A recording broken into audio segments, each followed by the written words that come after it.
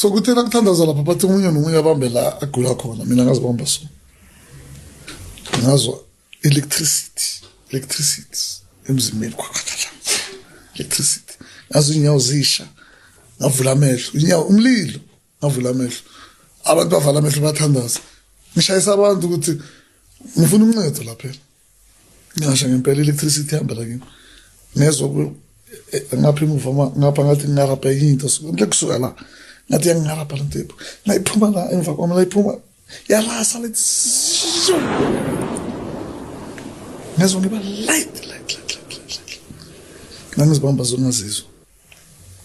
mara ngiyazwa ukuthi ngipholile the ministry wakaMoses boletha ukufa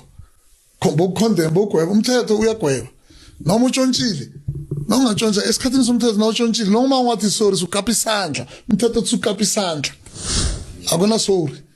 isorry yakho yama sikapa isandla ngoba umthetho uyagweba bogweba because we are living the last days manje it's true I'm telling you the last days anything can happen because in Revelation uNkulunkulu uthe umoya wakhe ngesikhathi lesugcina lezi zinto lezi sizibona manje ziyenzakala abanye bazothi bengikhipha amadimoni ngegama lakho ngipholisa abantu ngegama lakho uNkulunkulu uJesu wathi angikwazi maqaba abantu bapholile bengibathandazela abantu baphole ngiphelile idimoni lihambe mara esikhathi sokugcina uJesu nangiza ngithi uJesu athi angikwazi angazange ukwazi